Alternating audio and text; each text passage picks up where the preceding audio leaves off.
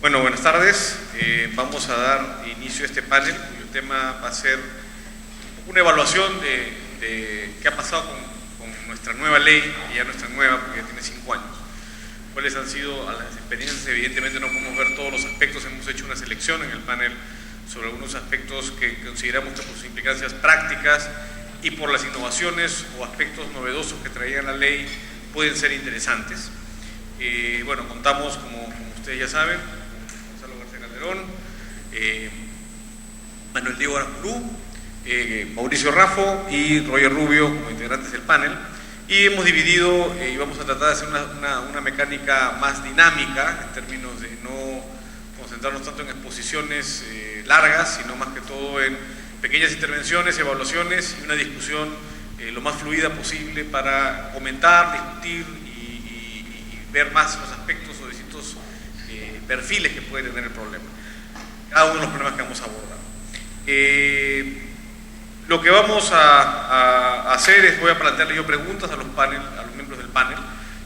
Cada uno se les ha asignado como una suerte de ponente en cada uno de los asuntos. Van a hacer intervenciones relativamente breves de 10 minutos y luego de ello se va a abrir un espacio para discusión internamente en el panel, y esperemos que con suerte y si respetamos todos los tiempos podamos tener una rueda de preguntas del público al final sobre estos temas o sobre cualquier otro tema que esté vinculado a la nueva ley.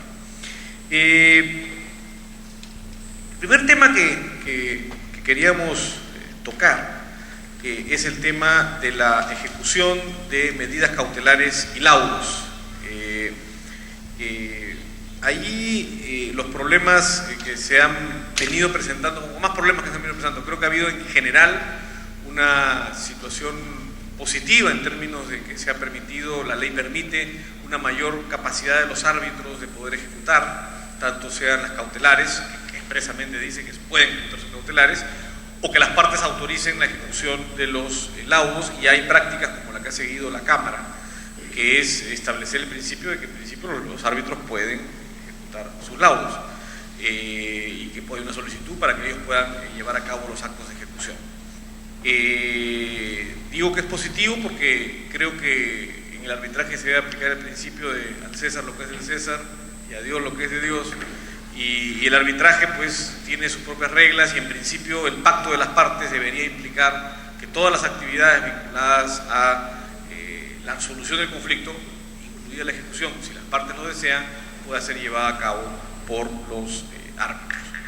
Entonces, respecto a este punto, quisiera plantearle a Gonzalo algunos aspectos para que nos comente, principalmente cómo ha visto él en estos 5 años las relaciones que se han dado entre el Poder Judicial y las instituciones arbitrales y los tribunales arbitrales en la ejecución de los laudos y de las medidas cautelares, ¿no?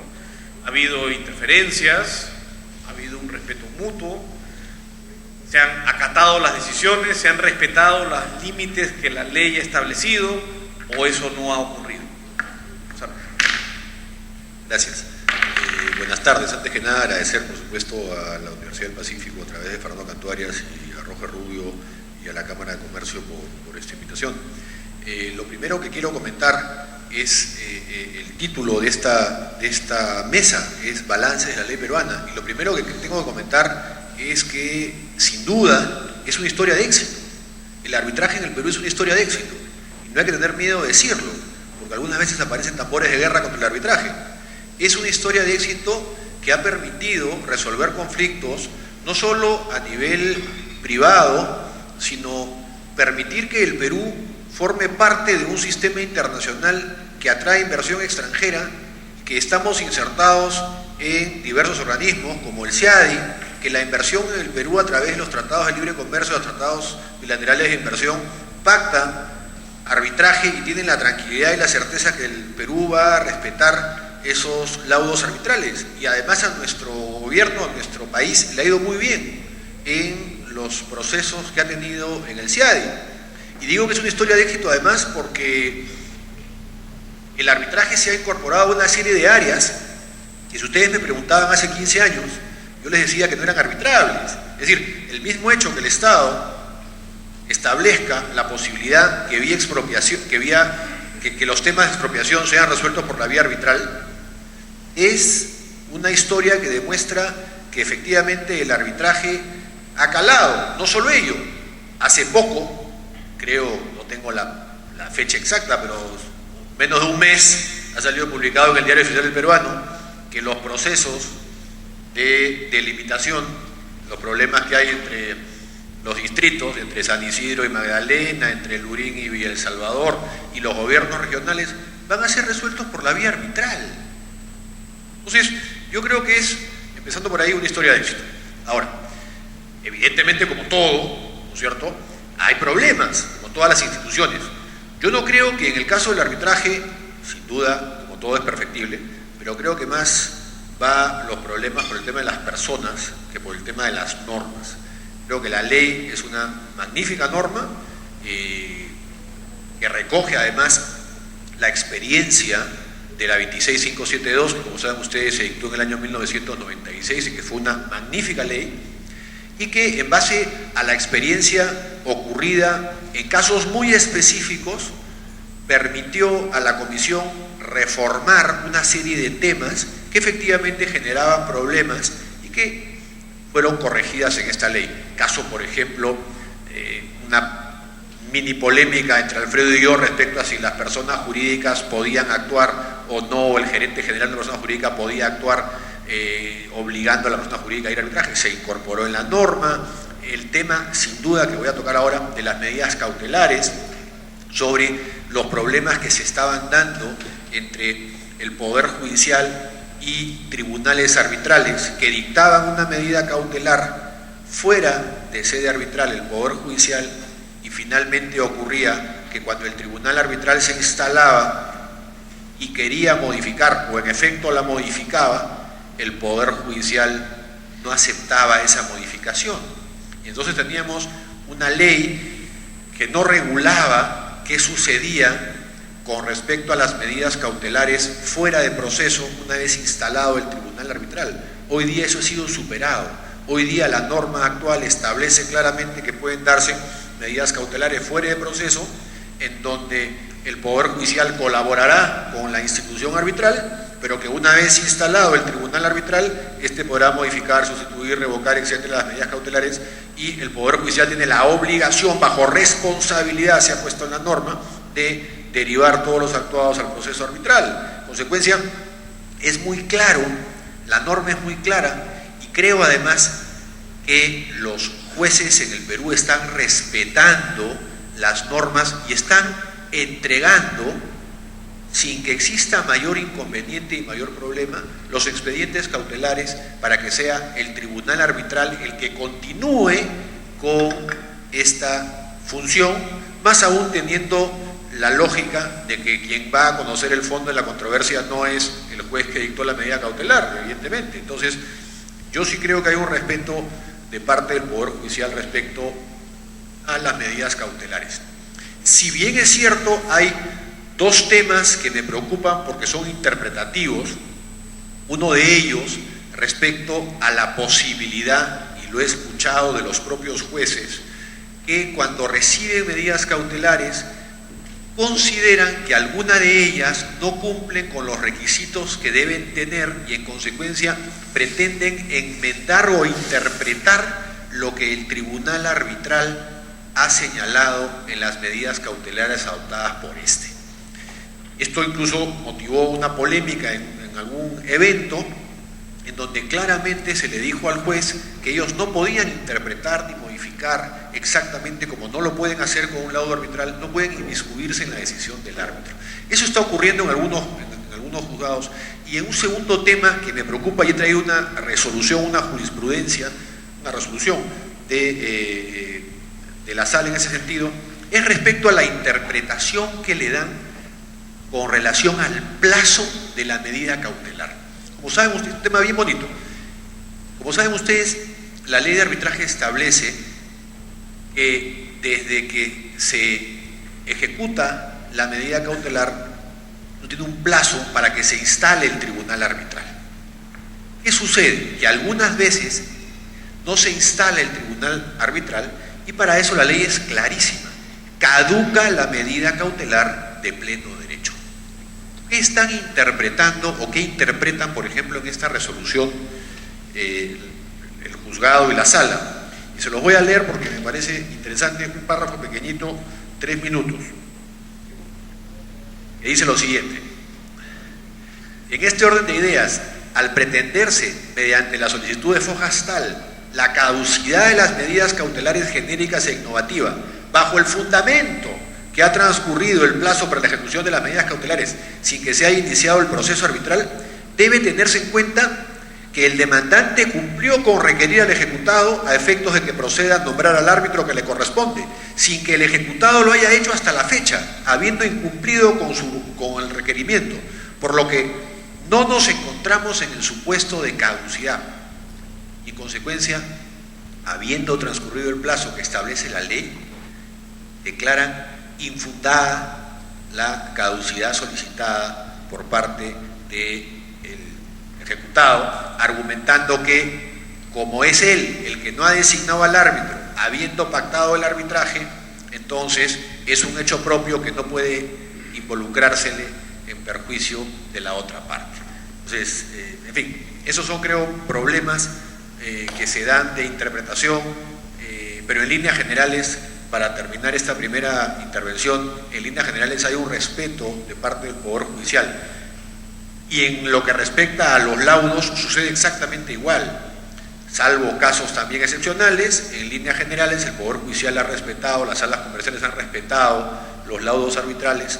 Las interferencias graves que han habido en realidad han sido más por el Tribunal Constitucional antes que se dicte el caso María Julia, que ha restringido la intervención del Tribunal Constitucional, pero en líneas generales creo yo que la participación del Poder Judicial respecto al reconocimiento de los laudos arbitrales y a las medidas cautelares es positivo, y creo yo que hay que resaltarlo también. Gracias, Gonzalo. No sé si hay alguna reacción para de repente saltar algunos temas que pueden generar algún nivel de debate. A ver, el tema de ejecución es un tema central en el arbitraje. Es central cuando uno lo mira en abstracto, porque efectivamente de nada sirve un laudo si este no se va a ejecutar. Risman decía que en realidad la ley no estaba en lo que decía la norma, sino en lo que hacía el sheriff, es decir, lo que hace quien ejecuta la norma, la decisión del juez, en este caso del árbitro. Y yo creo que se ha avanzado mucho en términos de que, por lo menos en mi experiencia arbitral, problemas de ejecución de laudos hay relativamente pocos, ¿no? Salvo que te toque ejecutar al Estado, eso es otro punto de vista. Pero en general, digamos, las partes suelen cumplir y las partes suelen hacer caso a lo que el laudo ha señalado. Sin embargo, un tema que ha estado dando vueltas y que de alguna manera sale, y de repente sería bueno también que Roger nos comentara un poco las experiencias en ejecución de laudos por los propios árbitros, ¿no? ¿Qué tipo de problemas existen? Mi impresión, en mi experiencia, pero mi experiencia evidentemente es limitada si uno la compara con el número de arbitrajes que existen, es que usualmente no hay grandes problemas en la ejecución. Las partes, uno, suelen cumplir, y dos, esta idea de que los árbitros carecen de coercio tiene muy marcada la idea de, claro, el lanzamiento o el embargo con extracción de bienes, que no suele ser el caso típico en un arbitraje. Usualmente es ordenar la transferencia de acciones, trabar un embargo, inscribir la transferencia de la propiedad, etcétera, que son cosas que, gracias a Dios, en el Perú usualmente se pueden hacer sin la intervención de los jueces. Entonces, de repente que nos comentes un poco cuál ha sido la práctica. Gracias, Alfredo. Hay varios temas que nosotros tenemos la oportunidad de verlo en la práctica del centro de arbitraje, que me gustaría comentarlos. Primero, en cuanto a la ejecución de las medidas cautelares, yo básicamente vemos en el centro tres frentes. Lo que es registros públicos, por un lado, lo que es bancos e instituciones financieras, y lo que son terceros, que no necesariamente son instituciones públicas o instituciones privadas. Registros públicos, luego de, creo, un largo camino y algunas normas que habilitan la colaboración con los tribunales arbitrales, yo diría que en líneas generales aceptan las inscripciones o cualquier tipo de medida cautelar de los tribunales arbitrales, por lo menos de la Cámara de Comercio de Lima. En los bancos, salvo algunos particulares que yo pienso que son la minoría, creo que la gran mayoría también aceptan o medidas cautelares o pedidos de información siempre que no se pueda estar de alguna manera violando la reserva bancaria o algún tipo de confidencialidad o restricción legal. Los bancos también están respondiendo a las solicitudes o a las medidas cautelares que puedan estar trabando los tribunales arbitrales. En el caso de los terceros es incierto, depende de qué tipo de medida cautelar se está dictando, si ese tercero va a ser un colaborador efectivo o no en la ejecución de esa medida cautelar. No hay un estándar sobre esos temas y además son los minoritarios. La gran mayoría pasa por registros públicos o pasa por instituciones bancarias y financieras. En lo que se refiere a ejecución de laudos, básicamente lo que nosotros vemos como ejecución arbitral, que es también un porcentaje muy reducido, se limita prácticamente a hacer un requerimiento de sumas líquidas. ¿Por qué? Porque es una exigencia de los procesos judiciales ante los jueces de ejecución. Entonces, prácticamente lo hacemos como una suerte de trámite que se tienen que cumplir y que nuestros usuarios tienen que presentar ante el juez diciendo que cumplieron con hacer el requerimiento y la parte no quiso o no cumplió con el mandato del tribunal arbitral. Otro supuesto muy común es el tema de liquidación de intereses de una suma líquida.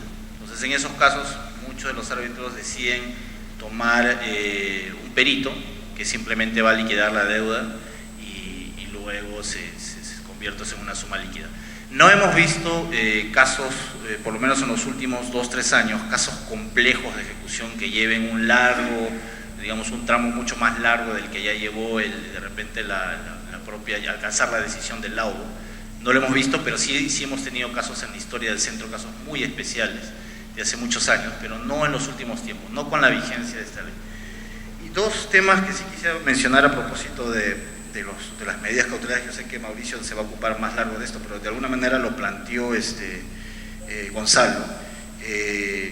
Creo que los tribunales arbitrales, y esto es importante decirlo, lo vamos a considerar también en los nuevos reglamentos que estamos aprobando, es la posibilidad de que los tribunales arbitrales siempre se pronuncien sobre las medidas cautelares en los laudos.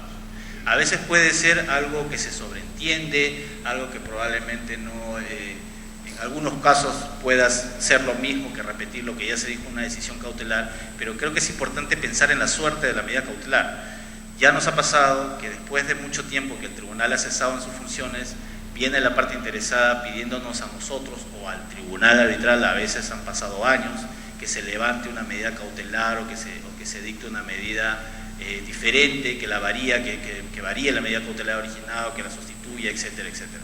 Entonces, creo que es importante, algunos tribunales hemos estado, de alguna manera nos han pedido alguna suerte de recomendación, como es la práctica internacional en esto. Sugerimos que, y a ustedes que les toque ver en algún momento algunos casos en que tengan que ser árbitros y tengan que dictar medidas cautelares, sugerimos que haya un pronunciamiento en el laudo sobre la suerte de esa medida cautelar. Si la medida cautelar se mantiene, creo que es importante decir cuál va a ser el mecanismo a través del cual esa medida cautelar se tiene que levantar. Si no se estableciera eso, yo creo que la respuesta más lógica es que quien es competente es el juez. No se puede regresar a reabrir un procedimiento arbitral en el cual los tribunales arbitrales han cesado en sus funciones después de 2, 3 años o no sé cuánto tiempo para pedir el levantamiento de una medida cautelar porque se ha producido un cambio de la situación jurídica o de hecho o porque simplemente se produjo o se cumplió con el laudo. Y otro tema muy interesante que también mencionó Gonzalo y que yo lo confirmo en nuestra práctica arbitral, los jueces, muchos de ellos están acá presentes, en la mayoría de los casos, más del 95%, por lo menos no conozco un caso que haya sido con una tendencia contraria, están declinando las medidas cautelares que conocen antes del proceso frente a los tribunales arbitrales. Un caso muy interesante que nos tocó ver es, y la pregunta surge también a raíz de algo que ha comentado Gonzalo, es ¿qué pasa con esas medidas cautelares? ¿Quién debe interpretar la medida cautelar? El artículo 48.2 de la ley es muy claro, quien debe interpretar la medida cautelar es el tribunal arbitral, pero está pensado para las medidas cautelares en el curso de un proceso, ya sea que se haya dictado antes o que se dicte dentro del curso del proceso, pero no una medida cautelar que sobrevive a la expedición del laudo. Entonces, en esos casos, creo yo, de nuevo, que el tribunal cese en su función, salvo que obviamente tenga las facultades extraordinarias de poder ejecutar el laudo. Creo que en esos casos también le corresponde al juez interpretar esa medida cautelar, porque si no sería mucho más costoso regresar al procedimiento arbitral o tener que reconstituir el tribunal arbitral para que interprete una medida cautelar. Y hay casos internacionales en los que cuando se ha querido hacer eso, no necesariamente por una interpretación de una medida cautelar, sino de un fallo final, de un laudo, se encontraban con que los árbitros originales habían fallecido. Entonces, no sé, yo lo dejo planteado cuál sería la solución, pero mi impresión original es que en esos casos corresponde que regrese al juez. Y un caso más que tuvimos es que cuando la medida cautelar fue declinada por el juez y fue enviada al tribunal arbitral, durante el curso del proceso el tribunal arbitral cerró el caso sin llegar al laudo, y sin embargo había sido dictada una medida cautelar en sede judicial. Y luego de mucho tiempo de haber cerrado el caso sin dictar un laudo sobre el fondo de la controversia, vino a la parte y le pidió a ese árbitro que se pronuncie sobre esa medida cautelar, que la levante porque habían llevado una transacción. La pregunta ¿es competencia ese tribunal arbitral que ya se son sus funciones o es el juez que dictó esa medida cautelar en su momento? En todo caso dejo planteada la interrogante. A ver, otro asunto que de repente sería interesante tocar es, como siempre ha habido esta idea que los árbitros no pueden ejecutar, hay una idea que ejecutar a través de un arbitraje no es la mejor idea, pero claro. Es decir, si yo tengo una letra de cambio, si tengo un título de valor, una hipoteca, o incluso una transacción, ¿no? Y que tiene mérito ejecutivo, oye, esas cosas, ándate al juez. Mi pregunta en realidad es cierto eso? Es decir, no es posible crear o tener o pactar arbitrajes de ejecución, es decir, que yo tenga Claro, yo tuve un caso una vez en el que efectivamente en una hipoteca pusieron tribunal arbitral, pusieron convenio arbitral, y claro, un proceso, arbitraje completo, 3 árbitros discutiendo el tema de fondo de la hipoteca, y como ejecución es un mal sistema, pero eso es porque el pacto te conducía a ejecutar a través del sistema arbitral normal, pero no se podría pensar, sobre todo que la ley es muy flexible, te lo permite, crear un sistema de ejecución arbitral, un sistema de un árbitro, son árbitros, no sé si llamarlos permanentes o especiales, que puedan estar en un centro arbitral y que puedan dedicarse. ¿Cómo tendría que ser ese arbitraje para funcionar? Ya varios bancos alguna vez he conversado con ellos y les interesa, me parece una opción interesante, porque en el fondo puedes hacer casi todo, lo único que no se puede es si tienes que entrar a la casa, bueno, y tendrás que ir a un poder judicial para la ejecución, pero la mayoría de casos se pueden ejecutar sin necesidad de llegar a ese extremo. No sé cuáles son las reacciones que hay en la mesa sobre esa posibilidad. Yo creo que la experiencia arbitral peruana, como dije al inicio de mi exposición, ha sido un éxito. Y creo que hay que mirar el arbitraje, darle las gracias al Poder Judicial por la colaboración que ha existido en los últimos años y apartarnos del Poder Judicial. Es decir, yo me acuerdo cuando se dictó la 26572, unas voces críticas sobre cómo es posible que el tribunal arbitral tenga la posibilidad de ejecutar. Eso no se ve en ninguna parte del mundo, es una locura. Y funcionó relativamente bien.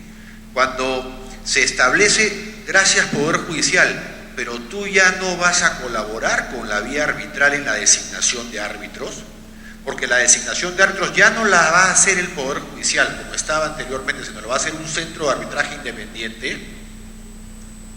Se levantaron voces y ha funcionado perfectamente. Igual con la recusación. ¿Cómo es posible que una recusación antiguamente iba al Poder Judicial 2 años?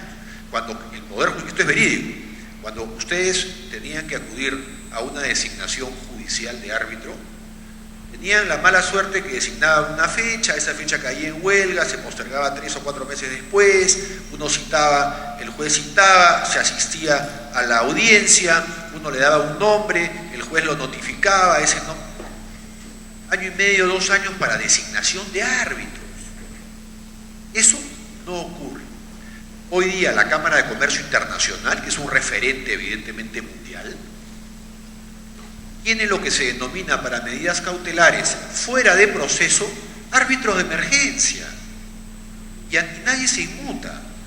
Creo que hay que incorporar árbitros de emergencia para que los procesos cautelares previos a la instalación de un tribunal arbitral vayan a árbitros de emergencia que pueden estar, como la Cámara de Comercio Internacional, repito, que es un referente, establecidos en esa mecánica.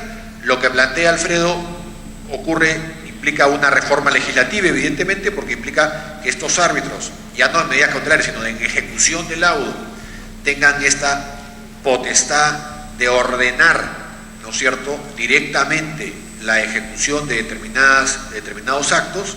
Pasa necesariamente por una reforma legislativa, en donde, por ejemplo, el desalojo en un proceso de esa naturaleza, que es lo que siempre te dicen, ¿no?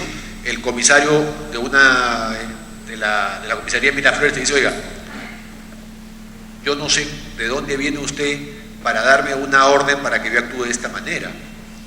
Entonces tiene que haber una inscripción, tendrán que haber, no sé, habrá que pensar un mecanismo de árbitros supernumerarios o árbitros que estén dentro de una institución para que puedan ejecutarlo.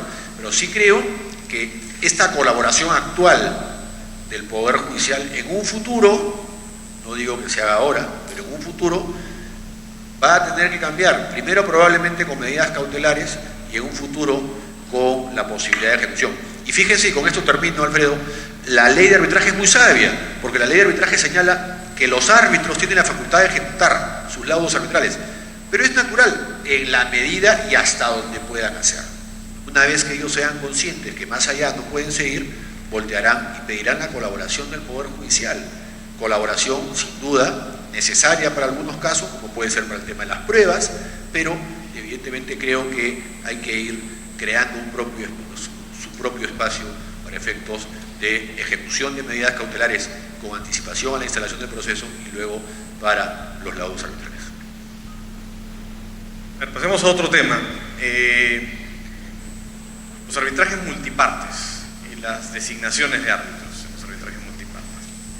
Mi experiencia muestra que cada vez los arbitrajes multipartes son más comunes, que el esquema de un árbitro nombrado por una parte, el otro nombrado por la otra, y estos nombran al presidente o en defecto de nombramiento por ellos lo nombra el centro arbitral. Es un esquema que sigue siendo el más frecuente, pero que cada vez tiene más excepciones y uno encuentra cada vez con más frecuencia operaciones más complejas, varias partes, con discusiones donde los conflictos surgen a veces con tres polos de discusión o 4 polos de discusión. Además, ahora con la innovación de la ley del artículo 14 que permite la incorporación de partes no signatarias, los abogados se han animado a tratar de meter más personas en el arbitraje y surgen los problemas de la nominación. ¿Cómo nomino cuando no puedo utilizar el esquema de cada uno nombra a su árbitro y estos dos nombran al presidente? ¿Qué experiencias han habido en la designación, en los mecanismos de nominación multipartes? Si la nueva ley facilita, nos ha abierto puertas, nos ha generado problemas, y los dejo con Manuel Diego para que nos toque ese tema. Gracias, Alfredo. También agradecer a la Universidad del Pacífico y a la Cámara por esta invitación y a la mesa, porque la verdad es que los temas son súper interesantes. Y el que me toca, bueno, yo quiero simplemente hacer una pregunta más, porque a mí me pasó un tema con una cautelar y no lo escuché, pero ¿qué pasa con la ejecución de la contracautela? También eso es un tema, ¿no? ¿Cómo se ejecuta la contracautela en una cautelar cuando el cautelar se levanta en el laudo? ¿Quién la ejecuta? Es otro tema que lo planteo ahí, creo que Mauricio va a tratar algo parecido después, así que también es un tema que lo planteo porque yo sí tengo un problema de ese tipo y ahí está dando vueltas. Bueno, desde mi experiencia en la Cámara, yo he tenido la suerte de conocer muchas o algunas designaciones en arbitrajes multipartes y he vivido también algunos problemas, porque hay una situación bien clara en la ley y la ley ahora lo que ha hecho es, como bien dijo Gonzalo, ha retirado algunas facultades al Poder Judicial y se las ha delegado a las instituciones arbitrales y en particular a la Cámara de Comercio. Cuando hablamos de elección de árbitros, antes la entidad nominadora residual era el juez, hoy es la Cámara de Comercio. Y la ley, con una estructura bastante simple y lógica, establece además cómo funcionan los arbitrajes multipartes cuando las partes son efectivamente partes y cómo deben elegir cuando hay más de una parte en un lado o en el otro de la mesa. Pero a veces las partes no saben que son partes o las partes no quieren ser partes. Y nos encontramos con situaciones donde en un arbitraje multiparte una parte dice que no es parte o quien lo quiere traer no lo considera como tal. Y ejemplos hay varios, y una situación muy común y muy interesante es, muy fácil de entender es, todos hemos visto alguna vez un contrato de arrendamiento, donde en el contrato de arrendamiento interviene un tercero garante, que es un fiador en realidad. Y si uno no dice que es un fiador solidario, como normalmente no se pone, es un garante que tiene este beneficio de ejecución. Y a veces esos contratos dicen, interviene A como arrendador y B como arrendatario, en adelante las partes, con intervención de C en su calidad de garante. Bueno, y todos tienen un mismo documento que tiene un convenio arbitral. Entonces, en esa relación tripartita, cuando el demandante demanda el arrendador, en este caso, demanda al arrendatario y al garante, ¿el arrendatario y el garante son una parte o son dos partes? Porque tienen intereses opuestos de repente. ¿Y qué pasa cuando el convenio arbitral es especialmente curioso y a veces dice, bueno, y esto es lo que a veces a uno lo hace pensar más, ¿no? Cuando son dos partes en el arbitraje funcionará de esta manera y cuando son tres funcionará de esta otra. ¿O qué pasa cuando ese dice, no, yo no soy parte en este arbitraje, yo soy parte del convenio, del contrato de fianza, pero no del de arrendamiento? Y el convenio arbitral es vinculado al contrato de arrendamiento, no a mi relación de fiador. Entonces, también se generan esos problemas y el problema que existe o esta bondad que tiene la ley, porque en realidad yo tuve la pésima experiencia de tener que ser elegido una vez por un juez árbitro. El juez no hizo nada malo, el juez siguió su procedimiento, pero el procedimiento de designación duró 3 años 8 meses. En 3 años 8 meses, cuando finalmente el tribunal se quiso instalar, el demandante había perdido interés en el arbitraje. Eso se soluciona con la ley, pero la ley ha dejado un tema que también a las instituciones arbitrales le puede generar un problema, y es que a veces los litigantes de mala fe pueden considerar que las instituciones arbitrales están nombrándoles o actuando por ellas sin el derecho a hacerlo, y amenazan con denuncias de ese tipo. Casos concretos hay varios. Incluso cuando la Cámara o las instituciones arbitrales tienen que, la Cámara en especial, tiene que actuar como entidad nominadora residual de otra institución arbitral que de repente no hizo su trabajo, los consejeros terminamos, y Roger también, en una denuncia penal, porque dicen que hay abocamiento indebido.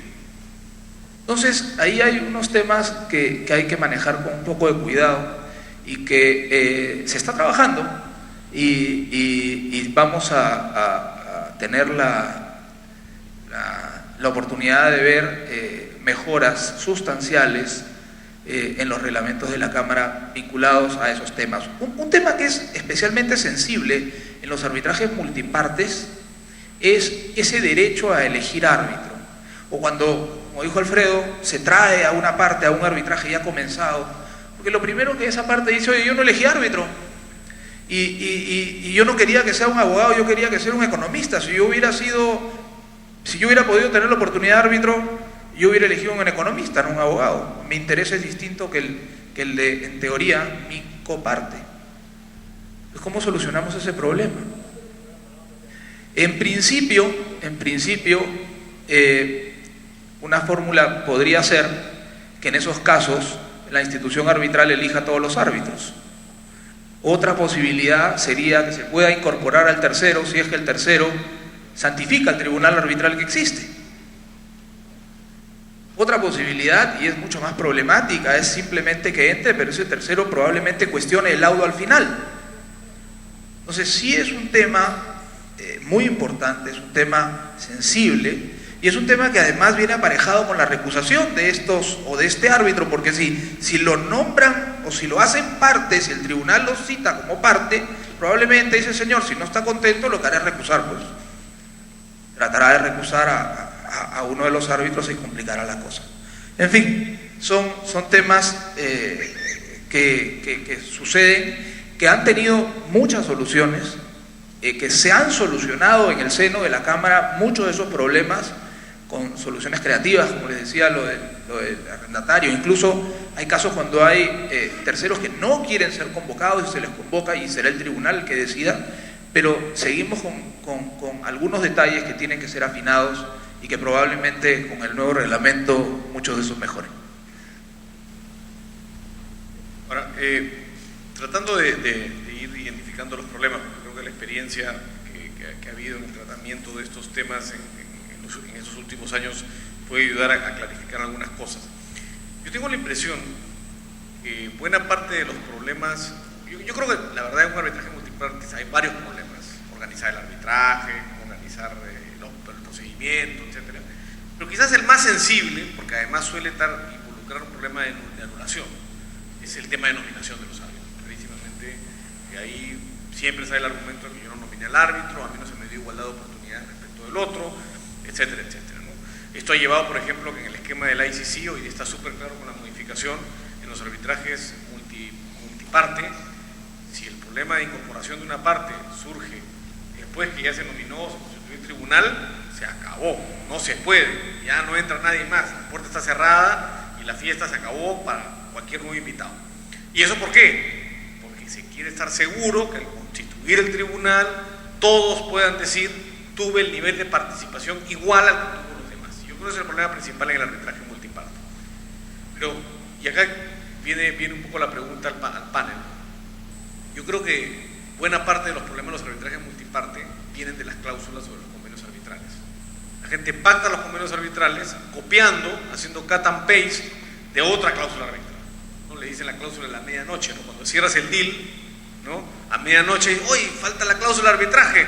Y, ¿quién tiene? Ah, yo tengo un contrato, ¡pam!, la pegas, y no se han puesto a pensar que ese contrato es totalmente distinto al cual han tomado la cláusula. Y yo he visto casos de la cláusula dice: cada parte nombrará un árbitro y entre estos elegirán al presidente. Yo he visto un caso de 8 árbitros. ¿Por qué? Porque eran 8 partes. No, eran 7. Los 7 se pusieron de acuerdo y eligieron a un octavo. Y era ese tribunal parecía La Haya. O sea, era una cosa. Pero además, fíjense todos los incentivos perversos que te puede generar un esquema de ese tipo. Si en ese arbitraje 4 partes estaban a favor de una posición y 3 a favor de otra, la composición del tribunal ya es una composición patológica. Entonces realmente tenías un problema en cómo se componía el tribunal. Entonces, ¿y eso por qué viene? Porque la cláusula arbitral no se puso a pensar que este contrato anunciaba un arbitraje multiparte. De alguna manera lo traía. Y tiene varias soluciones posibles, ¿no? Como decir que todos los nomine la Cámara, o que haya algún mecanismo, no sé, de sorteo, pero tienes que tener alguna forma. Entonces, mi pregunta en realidad es: ¿qué tanto es cierto que efectivamente el problema está en el convenio? De repente comentar algunos casos que se hayan presentado puede ayudar a entender mejor el tipo de problemas que se tienen. Sí, se han presentado algunos casos y como les decía, expliqué el del arrendamiento porque es un caso que lo hemos visto en más de una oportunidad, el garante famoso y los contratos de arrendamiento, porque hay muchos contratos de arrendamiento que por muy grandes o chiquitos que sean tienen al garante, y el garante pues puede ser o no. Y hemos encontrado contratos de arrendamiento donde dicen si son 2 partes o si son 3 partes. Entonces, simplemente si te dice que son 3 partes, hay una intención de las partes de que el garante también sea parte, y con eso el tema queda solucionado porque hay una solución práctica al problema. Pero hay otro tipo de situaciones que son más complicadas, y es cuando, por ejemplo, en un contrato, voy a dar algún ejemplo que por ahí me acuerdo, Roger me corrige si es que me equivoco en algo, en un contrato de asociación en participación entre un, digámoslo así, proveedor mayorista y un vendedor minorista, por decirlo de algún modo, hay un fideicomiso en garantía. Y es un fideicomiso que no solamente está en garantía, sino además que administra los flujos de pago del minorista al mayorista y le reparte el saldo al minorista. En el primer contrato hay un convenio arbitral y en el segundo no.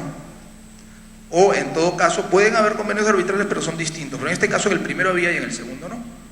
Entonces se demanda, el minorista demanda al mayorista porque le dice: oye, yo ya no te debo, no tengo por qué seguir pagándote. Y el administrador de los flujos, en este caso el fiduciario, sigue pagando. Entonces lo incorpora el fiduciario a este arbitraje. El fiduciario dice, un momentito, yo no tengo convenio arbitral, porque mi contrato de fideicomiso no tiene convenio arbitral. Entonces, en ese caso, el demandante demanda a dos y el fiduciario dice, yo no voy a elegir árbitro, yo no soy quien, que le elija, a mí me sacan de acá. Entonces, acá hay un problema porque la otra parte ha nombrado, o sea, digamos, el codemandado ha nombrado a una persona y el otro ha renunciado a su derecho. Y en ese caso tendríamos dos árbitros, porque el otro expresamente ha renunciado al derecho, pero lo lógico sería que se pongan de acuerdo y que él en el arbitraje, después de haber nombrado presidente, diga, bueno, a mí retírenme del arbitraje. Pero hay casos en los cuales no ocurre así, sino que renuncia. O también tenemos unos casos parecidos, pero inversos, ¿no? ¿Qué pasa cuando en un mismo contrato genera dos arbitrajes? Al revés. El que es demandante en uno es demandado en otro y el que es demandado en otro es demandante en uno. Y de repente en uno de los dos arbitrajes hay un tercero. Entonces, al principio parece que los dos arbitrajes se pueden consolidar, que es la palabra que se puede utilizar antes de elegir el tribunal o elegir un mismo tribunal para los dos, pero aparece alguien con una bandera y que dice, yo también soy parte en este, no en este otro. Y el problema es si ese tercero es parte o no, porque de repente él quiso incorporarse justamente para trabar al segundo arbitraje, porque tiene interés en que salga el primero, donde él es demandante.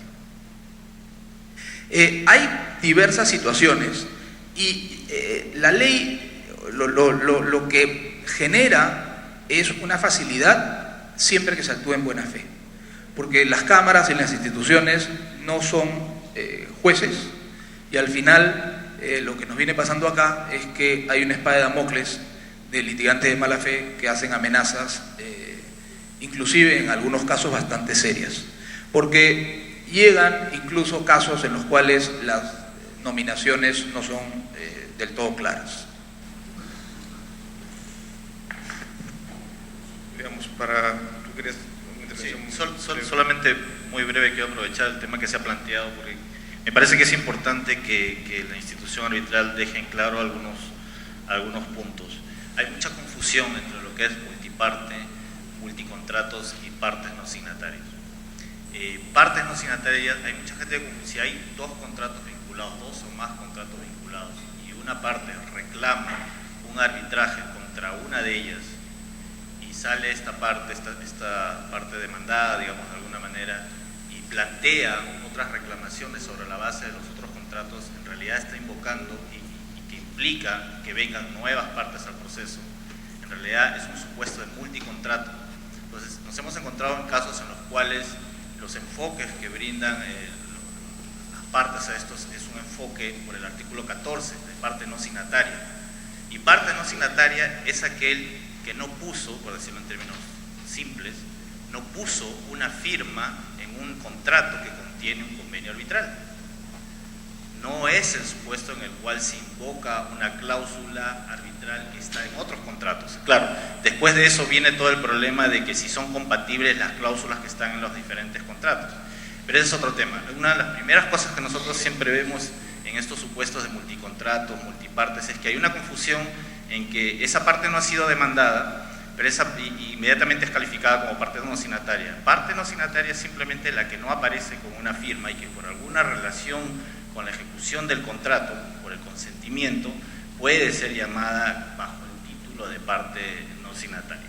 Otro tema, dos temas más vinculados con esto que creo que son muy importantes. Efectivamente se ha dicho, muchos de los problemas vienen por la cláusula, sobre todo en los casos de arbitraje multiparte, porque vienen las calificaciones jurídicas. Bueno, si son dos partes, se designan de esta manera, una parte designa un árbitro, la otra parte designa otro árbitro, entre los dos designan al tercero. Si son más de dos partes, la designación es completamente diferente. Cada uno designa un árbitro, puede haber alguna otra combinación extraña. El problema de pactar ese tipo de cláusulas ante contratos complejos es quién hace la calificación de si estamos entre más de una parte o no. Entonces, Ahí hay un primer problema que tiene que afrontar la institución arbitral. Claro, si la institución arbitral, ahora justamente estamos trabajando en eso, tiene las herramientas en los reglamentos para poder superar ese escollo, lo va a hacer, y va a ser una interpretación prima facie que le permita componer el tribunal arbitral. Pero nos hemos encontrado con casos en los cuales estos problemas complejos, y cada vez son más frecuentes, eso refleja un poco la sofisticación que tienen nuestros casos en el Perú, en la Cámara, son arbitrajes ad hoc, en los cuales tenemos que designar árbitros. Entonces ya el asunto no es tan fácil, porque para resolver este tipo de problemas con mecanismos como la consolidación, por ejemplo, necesitamos de un reglamento institucional, y no lo tenemos, solamente tenemos la facultad residual de componer un tribunal arbitral. Entonces creo que eso es importante. Y el último tema es, hay un parteaguas, como acaba de decir Alfredo, y creo que es eso que hay que tenerlo muy en claro al momento que nos enfrentamos a casos con arbitrajes multipartes. El parteaguas es la composición del tribunal arbitral. Después de la composición del tribunal arbitral, evidentemente si hay una confirmación, si hay una ratificación del tribunal arbitral, el asunto no va a traer problemas. Justamente trae problemas cuando una parte es llamada por el tribunal arbitral o por una de las partes y no quiere participar en el arbitraje. Por esa razón, todos los reglamentos arbitrales modernos que se han revisado en los últimos años, 2, 3 años, resuelven el tema de multiparte o de multicontratos con la composición o antes de la composición del tribunal arbitral. Una serie de herramientas institucionales. Después de eso, como bien dice Alfredo, las puertas se cierran. Es muy difícil, no es imposible, por supuesto, siempre va a estar sujeto a la autonomía de la voluntad, pero es muy difícil encontrar herramientas de consolidación que funcionen cuando ya está un tribunal arbitral constituido. Y con esto cierro. La ley de arbitraje habla de las designaciones de dos polos. La ley de arbitraje, si ustedes se dan cuenta, habla de dos polos, el polo de pluralidad de demandantes y el polo de pluralidad de demandados. La ley de arbitraje no ha tomado partido por la famosa regla Duco, que dice que si hay multipartes y no hay el grupo que le corresponde designar al árbitro, no lo designa, quien debe designar a todo el tribunal arbitral es un tercero, en este caso la institución arbitral. Esa es la regla que rige en el mundo. Algunos han considerado que eso no está recogido en el Perú, porque el Perú dice, si una pluralidad de demandados no escoge a su grupo de árbitros, quien deba designar, la institución arbitral o quien sea el tercero, deberá designarle un árbitro y ponerlo, con lo cual se mantiene el árbitro que designó el primer grupo de demandantes. Pero esa no es la regla universal.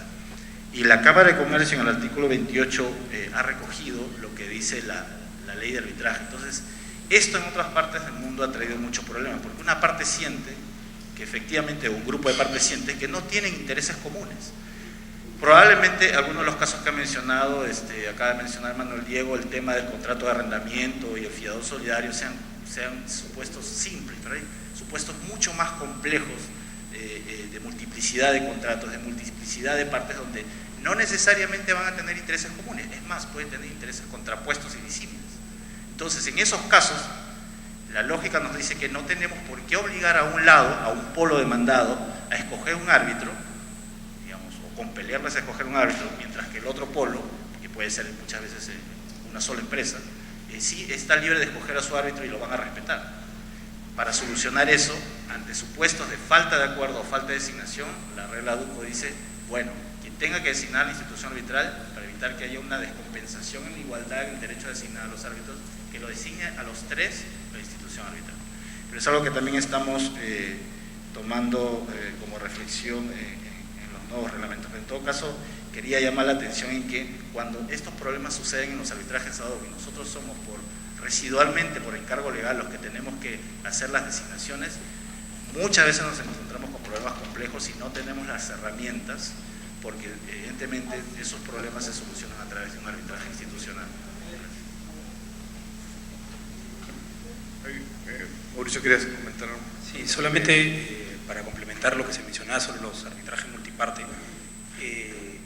Efectivamente, la casuística suele trascender lo que los reglamentos o la norma prevé. No hace mucho tiempo tuvimos un arbitraje aquí en la Cámara en donde la controversia era sobre la ejecución de un convenio de accionistas, entre varios accionistas, y donde todos tenían pretensiones contra todos. Eran 4 accionistas, donde cada uno tenía una pretensión contra más de un accionista. Entonces, la pregunta era, bueno, ¿quién es el demandante si todos tienen pretensiones contra todos? y viceversa. O sea, establecer y encasillar a las contrapartes en estos son los demandantes o este es el grupo de demandados, teníamos un problema. Y claro, sonaba injusto que aquel que tomara la decisión de correr primero a presentar la petición arbitral y le gane por segundos o minutos al resto es el único que va a poder designar árbitro, porque el resto se va a tener que poner de acuerdo entre ellos, a pesar que todos tenían pretensiones contra todos. Esta situación que no estaba prevista en los reglamentos enredó tanto la situación que las partes finalmente se pusieron de acuerdo en que la designación sea hecha por la Cámara en su integridad, que los tres árbitros sean designados por la Cámara. Pero sí hace la necesidad de abrir un poco los reglamentos a poder darle herramientas a la institución para solucionar esos temas. Bueno, pasemos a otros temas. Dado que se ha estado hablando sobre el rol de designación residual, y esto sí muy brevemente, porque también tenemos otros temas de tocar con Roger, pero hay un primer tema que creo que es interesante abordar, porque es un asunto donde es una novedad en la ley en el Perú, el sistema de designación residual por Cámara de Comercio en arbitrajes ad hoc. Es decir, no es una novedad en el mundo, hay otros países que ya lo tenían, pero no es la regla universal. La regla universal usualmente es que el mecanismo de designación residual es el Poder Judicial. Entonces, de pronto sí creo que es importante comentar cómo funcionaba, porque cuando se aprobó esto fue objeto de muchísimas críticas. La gente decía, no es posible, bueno, primero que le dan un monopolio a la Cámara, que la Cámara es la única que va a designar, que esto va a generar un problema, y que además el Poder Judicial es el que debería hacerlo, etcétera, etcétera. Pero creo que mejor que hacer las críticas en abstracto o recordar las críticas en abstracto, lo bueno es ver qué pasó en concreto. ¿Ha sido malo? ¿Ha sido bueno? ¿Funciona? ¿Cuánto demora? ¿Ha resuelto realmente los problemas? ¿Nos ha aliviado problemas? ¿Ha aliviado al Poder Judicial de soportar una carga que no era necesario que soportara? ¿O por el contrario, es algo que necesariamente debería ver el Poder Judicial? Sí, muy brevemente.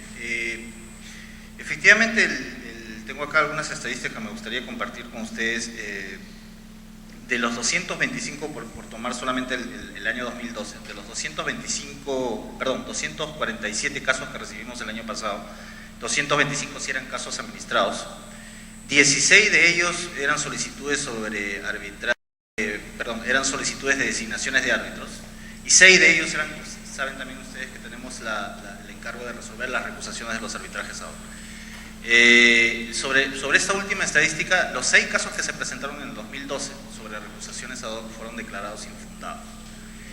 Por otro lado, de los 16 casos que tuvimos de designaciones ad hoc, uno fue de árbitro único, se designó un árbitro por defecto de una de las partes, 2 presidentes de tribunales arbitrales y 12 no tuvimos necesidad de designar. ¿Por qué el número tan alto de falta de designaciones a pesar de que recibimos el encargo? Porque aquí hay una práctica institucional de favorecer la designación por las partes. Entonces, cuando nosotros recibimos un encargo de una parte de designarlo y que lo tramitamos, digamos, a lo mucho 5 días para que se pronuncie la otra parte, casi el 90% de los casos esa parte designa. Salvo que sea rebelde, que hay un problema en la notificación, pero el 90% de los casos las partes designan. Entonces, en nuestras funciones, como ustedes pueden ver, si tomamos como pantallazo el año 2012, son realmente residuales. O sea, no estamos viendo, y Lima creo que es un mercado importante de arbitrajes. Yo creo que eso se debe a 2 cosas. Primero, hay una cultura cada vez mayor sobre el arbitraje que implica la gran importancia de designar un árbitro, lo cual hace que realmente nuestra intervención sea totalmente subsidiaria y nosotros estamos tramitando rápidamente. Luego de los 5 días que nosotros tramitamos esa solicitud y la otra parte se designa, el asunto termina, concluye, salvo que haya un supuesto muy especial, pero generalmente ahí concluye, y si no se está designando inmediatamente en la sesión siguiente del consejo que se reúne todas las semanas, o sea que no pasa de 2 semanas las designaciones residuales. Yo creo que en líneas generales el balance es positivo y al mismo tiempo, afortunadamente o desafortunadamente, es residual, lo cual quiere decir que no estamos llenándonos de designaciones residuales de los arbitrajes ad hoc. La cultura en arbitraje en el Perú ya pasa por no dejar de designar a los árbitros. Un segundo tema vinculado también a las experiencias respecto a conflictos de intereses y sobre todo recusaciones, deber de declaración. creo que ahí hay varios aspectos que son importantes ver cómo ha evolucionado los estándares que deben usarse para revelar, para declarar, ¿no? Ha cambiado, cada vez yo veo más citados en los escritos las reglas de la IVA, cada vez veo más el intento por lo menos de incorporar en las actas, incluso de instalación, las reglas de la IVA para estos efectos. ¿En qué casos debe usar la institución arbitral la información a su disposición sobre posibles vínculos? Puede usar información internamente para saber si efectivamente algo no se declaró. Y si es recomendable contar con reglas éticas para árbitros, o es suficiente simplemente decir vamos a aplicar las reglas de la IVA sobre el conflicto de intereses, sobre todo teniendo en cuenta que las reglas de la IVA fueron diseñadas para el contexto de arbitrajes internacionales y no necesariamente es lo mismo. El circuito de árbitros domésticos te genera más riesgos de conflicto, más, y de repente las reglas de la IVA, si bien son buenas, no cubren todos los supuestos. Sí, yo pienso que las reglas de la IVA son incluso más flexibles que las que podamos tener localmente. Ayer en uno de los paneles, o hace el día lunes, José Ricardo Félix de la CCI decía que si bien no había una aceptación expresa de las instituciones arbitrales en general de tomar las reglas IVA como norma general o como directriz, sí había marcado una cultura sobre lo que se debe y no se debe revelar. Y yo creo que ese desarrollo también ha alcanzado al Perú. Yo creo que hoy en día, todas las recusaciones que recibimos, me atrevería a decir que más del 50% vemos que vienen con fundamento o con base en alguna regla de la IVA. ¿Cuál es la posición de la Cámara? La Cámara, por supuesto, favorece la aplicación de la guía de la IVA, que esto también se habló en un panel en estos días, como una guía, como un complemento. Muchas veces las guías de la IVA sirven para poder determinar o dilucidar algunos supuestos que son más claros. Otras veces, obviamente, la realidad desborda las reglas o la guía de las IVA, las directrices de la IVA, y de otro lado nosotros sí tenemos un código de ética. Un código de ética que, si bien es cierto, tiene normas generales, tiene principios en los cuales a veces nosotros es lo primero a lo que acudimos y es lo primero a lo que acuden nuestros árbitros al momento de hacer revelaciones. Y por ejemplo, las reglas IVA tiene para conflictos de intereses, por lo general, dependiendo la regla o el color en el que se esté, un estándar de 3 años hacia atrás para revelar cualquier potencial conflicto de interés. En el caso del Código de Ética de la Cámara de Comercio de Lima, ese estándar va un poquito más allá, va a 5 años. Y también hay que tener en cuenta que nuestra realidad es diferente. Las reglas de la IVA están pensadas para un arbitraje efectivamente internacional. Los arbitrajes internacionales tampoco son masivos y tampoco es un mercado muy grande, mientras que en el Perú el arbitraje cada vez crece, la demanda de arbitraje crece cada vez más, tenemos más potenciales conflictos de interés. Entonces, finalmente nosotros lo que tratamos de hacer es ver las circunstancias del caso. Si las reglas de las IVA complementan o nos sirven o nos ayudan a dilucidar un tema, lo usamos como complemento. Normalmente, como digo, vienen planteados por las partes. A veces no tenemos soluciones en las reglas IVA, también vemos nuestro código de ética, los principios generales, y a veces solamente resolvemos con principios generales. Entonces, yo creo que una recomendación general para quienes les toca a ustedes estar en una posición de aceptar un arbitraje o no, es efectivamente usar las reglas IVA como una guía, mirar siempre el código de ética, pecar de repente por exceso. En un momento se comentaba en algunos paneles anteriores que son excesivas las revelaciones, a veces son 2, 3 páginas, 4 páginas, o a veces los árbitros permanentemente están enviando a la institución arbitral diciendo: acabo de constituir un tribunal arbitral con mi coárbitro en otro proceso en la Cámara o en otra institución arbitral. No importa, yo creo que mientras de repente eso puede ser excesivo, pero es mejor pecar en estos casos por exceso que pecar porque no estamos informando, y la otra parte puede considerar que esa falta de información puede estar afectando su derecho dentro del proceso. Un tema final. Alfredo nos decía cómo puede manejar la institución arbitral el tema de información que a veces los árbitros no revelan y que nosotros podamos tener acceso por los casos que tenemos. Tenemos 20 años de práctica arbitral y tenemos un acervo muy importante designaciones o de potenciales conflictos de interés. Yo creo que aquí, bueno, igual hay que ser prudente. Siempre creo que en primer lugar está el deber que tienen las partes. Primero, el deber que tienen los árbitros de revelar y hacer una investigación muy razonable. Entonces, se exige un estándar muy alto de quien va a aceptar un cargo de revelar cualquier posible conflicto de interés. El segundo nivel está del lado de las partes. Creo que así como el árbitro hace su trabajo y su mejor esfuerzo por hacer una revelación razonable, yo creo que los abogados de las partes también deben hacer una investigación razonable para poder descartar cualquier potencial conflicto de interés. Y en tercer lugar, la institución arbitral. Yo creo que la institución arbitral no puede ser pasiva ante situaciones de posibles conflictos de interés. Ya sea que conociéndolo no lo haya de alguna manera ejercitado una de las partes, o el árbitro por alguna razón o por alguna percepción diferente de las cosas no lo haya hecho. Entonces, como sucede también en otras instituciones arbitrales internacionales, en estos casos lo que se trata de hacer es recomendar a los árbitros que hagan una revelación. Las últimas, por lo menos, decisiones que hemos tenido en la Cámara de Comercio de Lima es de que hagan una revelación oportuna, que no sea una revelación tardía. Es muy importante que sea oportuna, completa, de acuerdo al estándar que se esté manejando de tiempo, por lo menos, y específica.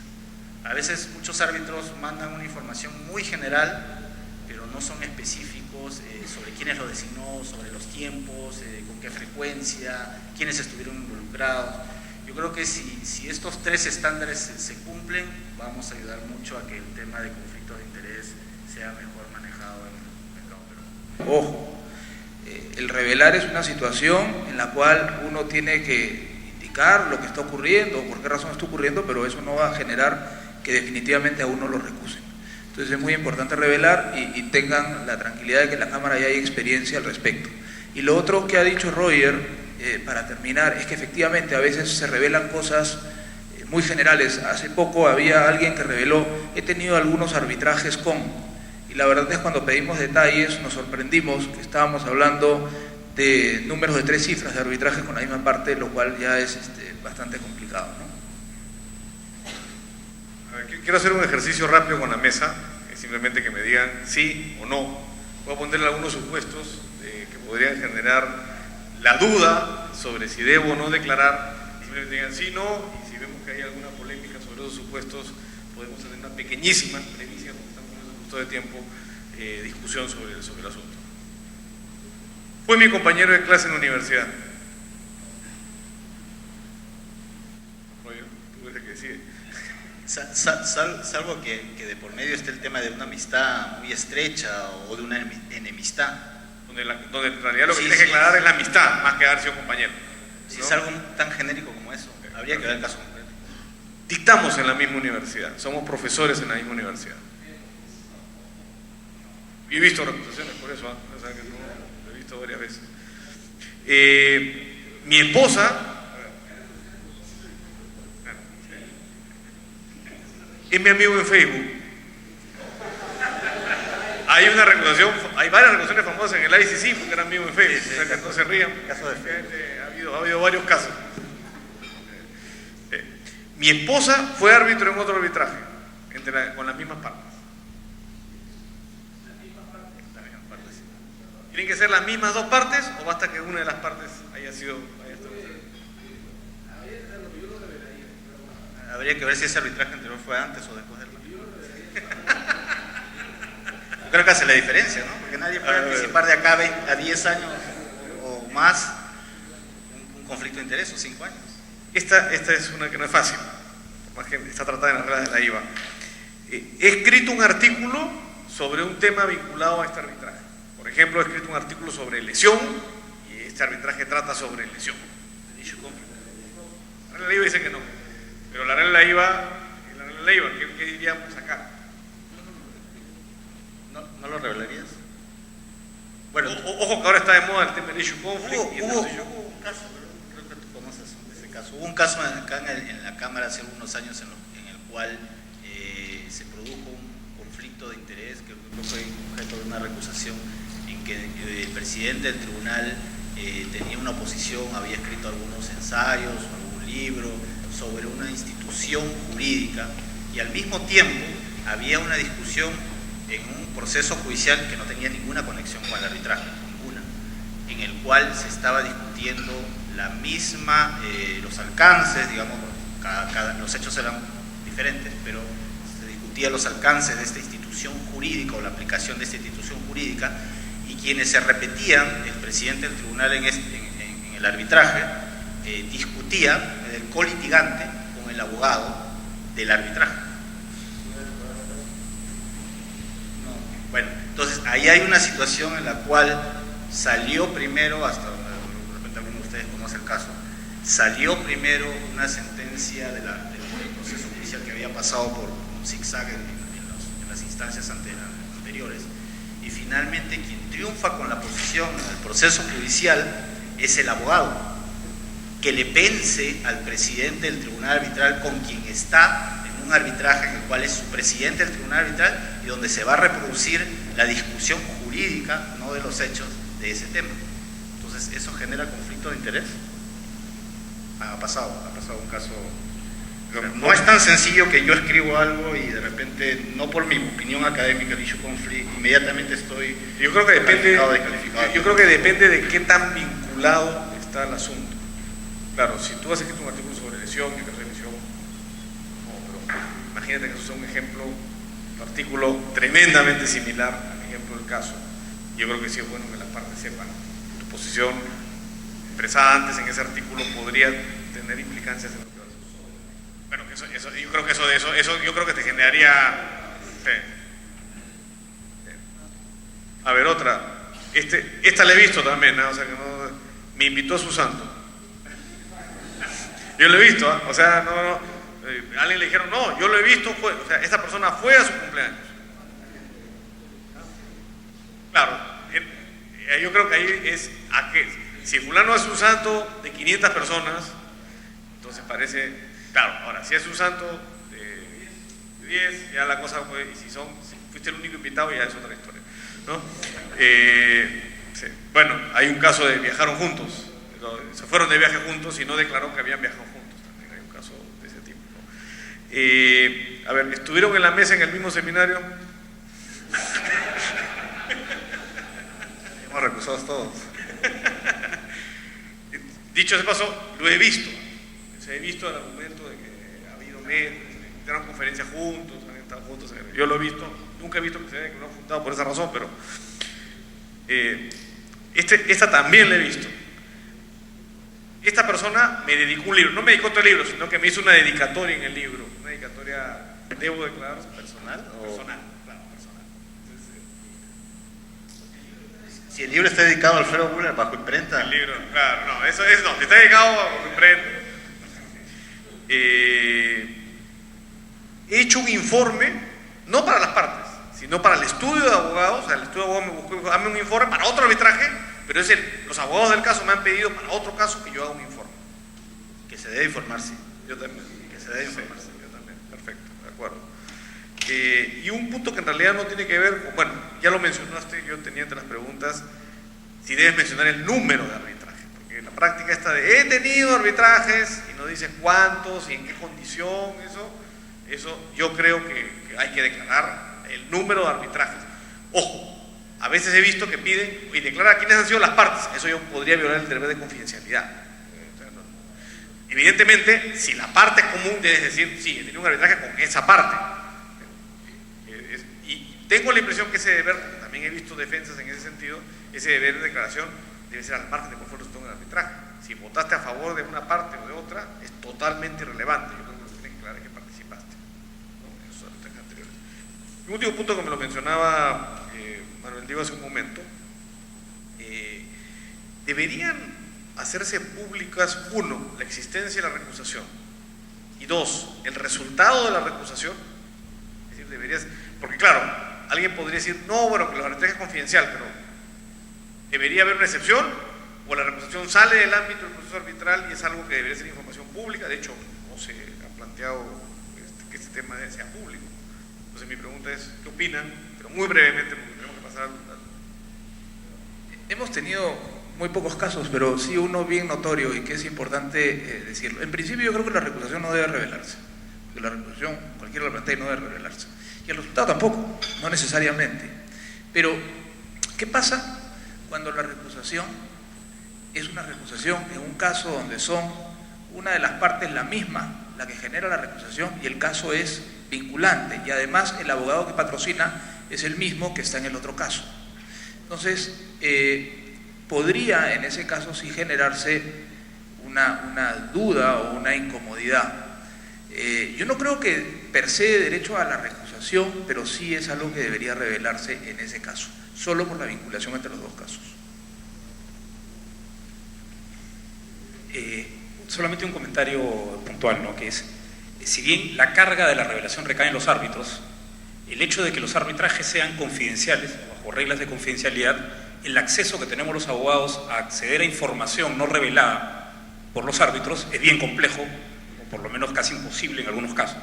Entonces, hay una tendencia, o por lo menos se discute, si determinada información podría hacerse pública de arbitrajes sin violar el deber de confidencialidad, con el fin de poder acceder a cierta información, como por ejemplo, para citar un ejemplo, el CIADI, que registra y tiene un registro de las demandas que se ingresan, entre quiénes son las demandas y eventualmente quiénes son los árbitros, sin revelar nada más de lo que se discute dentro de ese proceso arbitral. Podría en las instituciones arbitrales o los arbitrajes administrados tener algún tipo de registro respecto a cuáles son los arbitrajes ingresan, por ejemplo, a la Cámara, entre quiénes y qué árbitros, si podría ser información o no a la cual debería poderse tener acceso. Ok, pasemos al último punto que vamos a tocar, a ver si nos queda tiempo para preguntas. Vamos a ver cómo vamos.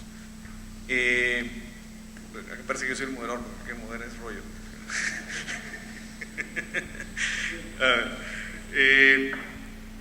Vayamos al tema de requisitos de cautelares. La ley peruana es una ley particularmente innovadora en el tema de cautelares, si bien sigue algunos principios de la ley modelo UNCITRAL, se ha apartado en algunas cosas de la ley modelo UNCITRAL, tiene algunas cosas diferentes que son interesantes, y entonces yo quería comentar con Mauricio cuáles son los principales cambios que ha habido respecto a los requisitos para dictar cautelares, qué cambios o aportes se han introducido en relación a cómo se adoptaban antes, cómo las adopta las cautelares el Poder Judicial, qué relación hay entre esto y la ley modelo UNCITRAL, ¿no?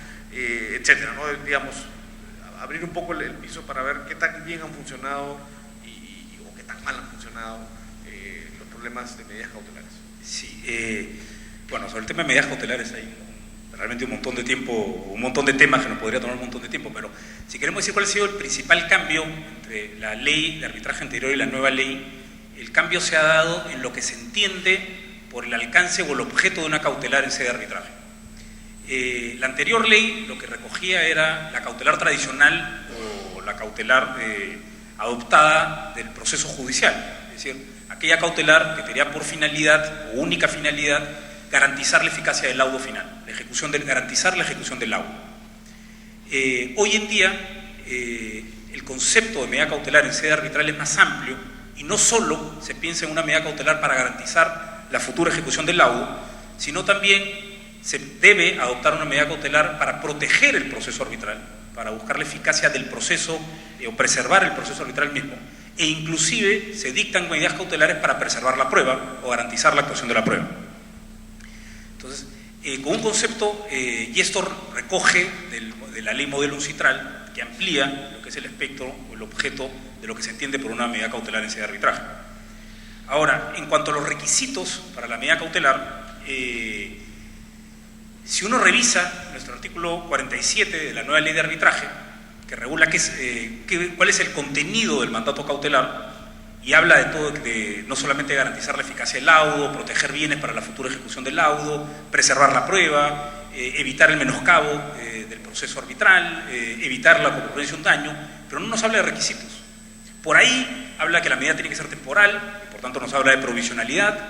Por ahí el artículo 47 también habla de evitar un daño, por tanto podemos decir que está ahí también el peligro en la demora. Pero, por ejemplo, en ninguna parte del artículo 47 ni de la ley de arbitraje encontramos la palabra verosimilitud, o apariencia de derecho, o probabilidad de que el futuro laudo ampare la demanda. Eso haría que la nueva ley habría eliminado el requisito de verosimilitud en el derecho, y la respuesta claramente no. La verosimilitud en el derecho es inherente a una medida cautelar. La medida cautelar, la naturaleza de la medida cautelar, que es una medida temporal para preservar, si lo vemos en el enfoque tradicional de la cautelar, la ejecución del futuro laudo, lo que tenemos que prever es qué probabilidad hay de que ese laudo ampare la pretensión del demandante. Y por tanto hacemos un test de razonabilidad o de probabilidad de que la pretensión sea amparada.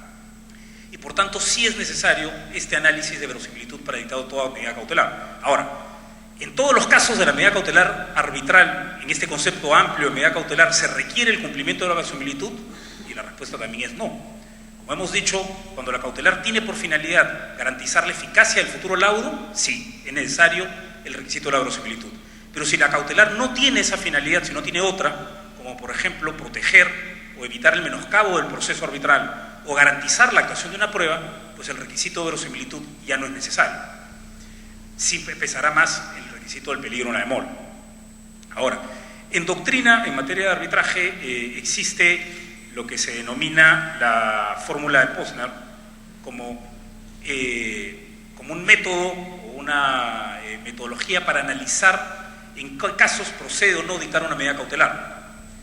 Lo que hace Posner es, a través de una fórmula económica, ¿cierto?, compara el daño que sufriría o que puede sufrir un demandante por el no dictado de una cautelar. Está en una situación de peligro, una situación de urgencia, y por tanto el no dictar la cautelar le va a producir un daño. Y lo compara con el daño que va a sufrir el demandado en caso que se dicte la cautelar. Y a esos daños que los va a comparar, los multiplica por un porcentaje, que es la probabilidad de éxito que puede tener la demanda arbitral en el futuro laudo. Y por tanto, en esa comparación, si la diferencia de los múltiplos es considerablemente mayor a favor del demandante respecto al demandado, pues la cautelar debe proceder. Si la comparación hace que el daño que sufrió el demandado sea mayor, o el múltiplo al lado del demandado sea mayor, o la diferencia no sea significativa, pues no debe procederse la medida cautelar. Lo interesante de la fórmula de Posner es que, si uno la analiza con cuidado, contiene todos los elementos clásicos de una medida cautelar. Contiene el peligro en la demora, que es el análisis de cuál es el daño que sufriría el demandante de no dictarse la cautelar. Contiene verosimilitud, porque el múltiplo con el que vamos a multiplicar esos montos es justamente la probabilidad de que la demanda sea amparada. Pero también tiene un requisito bien interesante, que es el requisito de la proporcionalidad o adecuación de la cautelar. Porque al momento que analizamos el daño que la cautelar puede ocasionar, en el caso que se dicte al lado del demandado, lo que estamos analizando es proporcionalidad de la medida.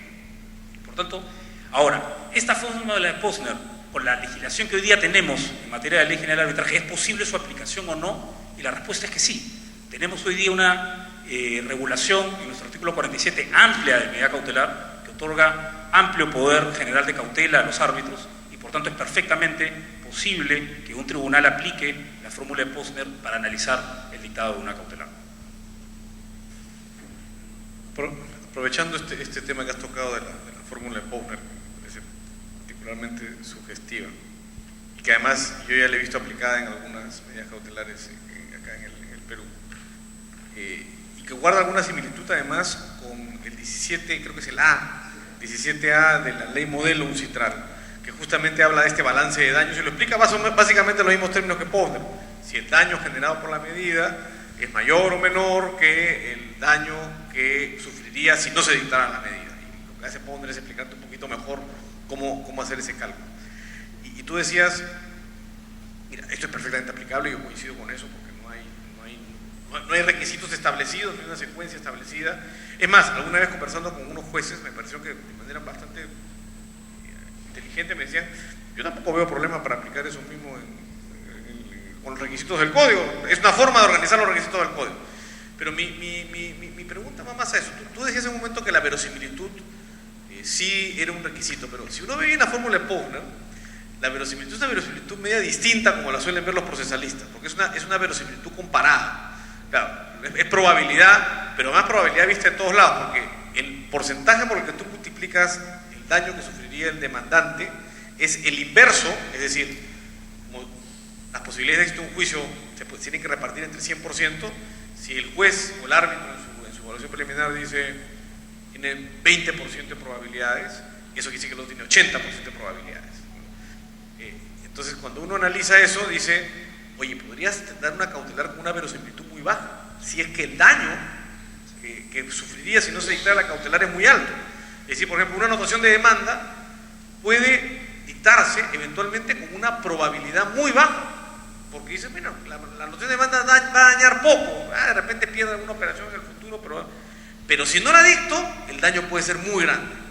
Entonces, el concepto de verosimilitud cambia. Sí, inclusive el 17A de la ley modelo UNCITRAL, si uno lo lee con cuidado, podría decir que no en todos los casos podría aplicar la fórmula de Posner bajo la ley modelo UNCITRAL, porque la ley modelo UNCITRAL exige el 17A como requisito para la cautelar que existe una posibilidad razonable que la demanda sea amparada. Entonces, ¿qué es una posibilidad razonable?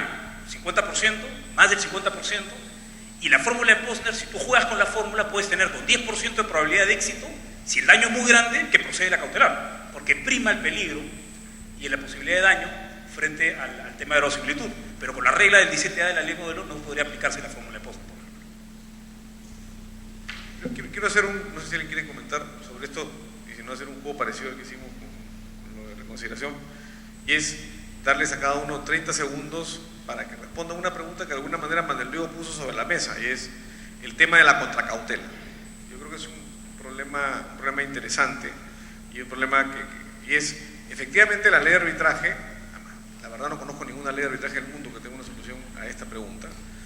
No dice qué ocurre cuando después de dictada la cautelar el laudo favorece a la persona contra la que se dictó la cautelar, y entonces hay que ejecutar la contracautela. ¿Quién y cómo se ejecuta la contracautela? Los problemas que se plantean son obvios.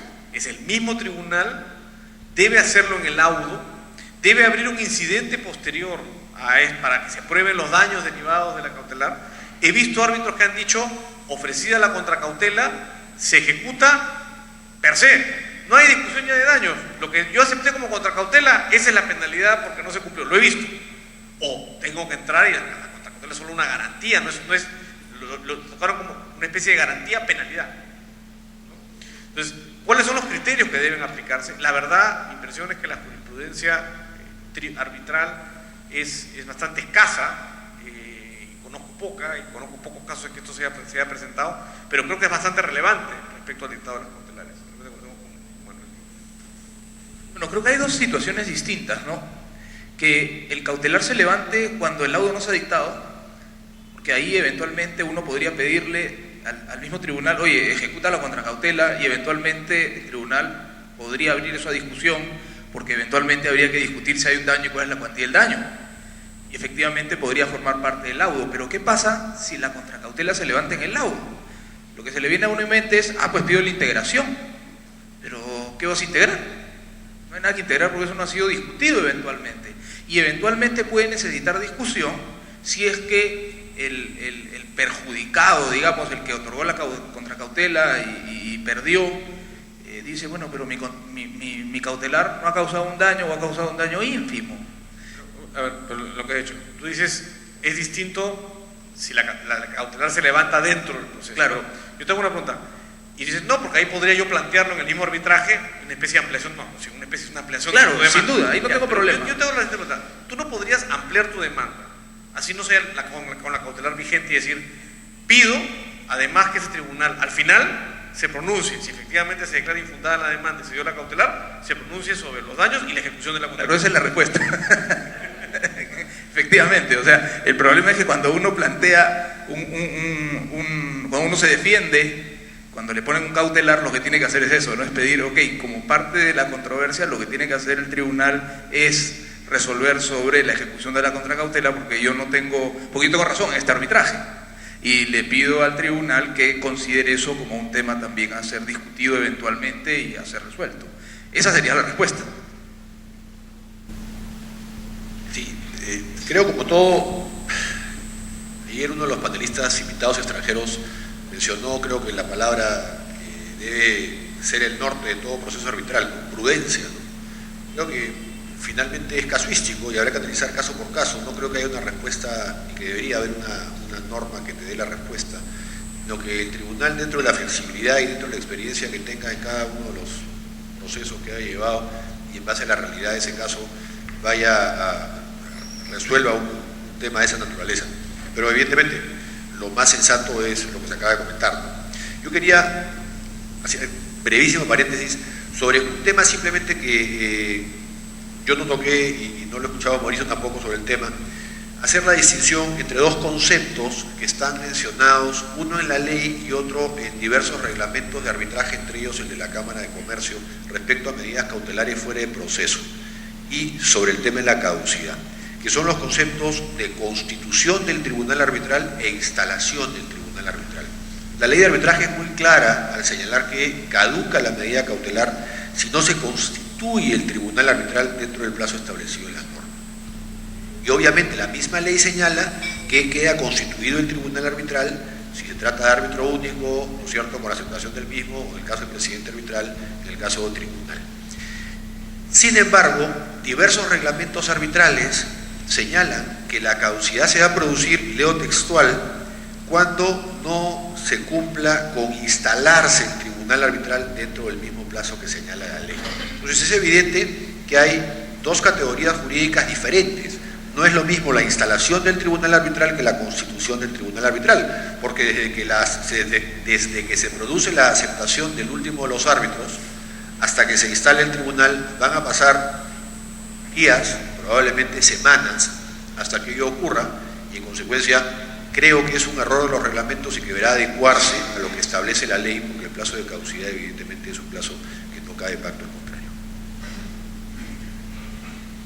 Sí, bueno, sobre el tema del plazo de caducidad, sí, como último tiempo no lo toqué, creo que hay toda una discusión si debería ser un plazo de caducidad o un plazo de prescripción, y que de repente regularlo como plazo de prescripción podría solucionar muchas de las cosas que se presentan en la práctica, sobre todo cuando estamos o cuando los jueces se enfrentan a actos de clarísima mala fe.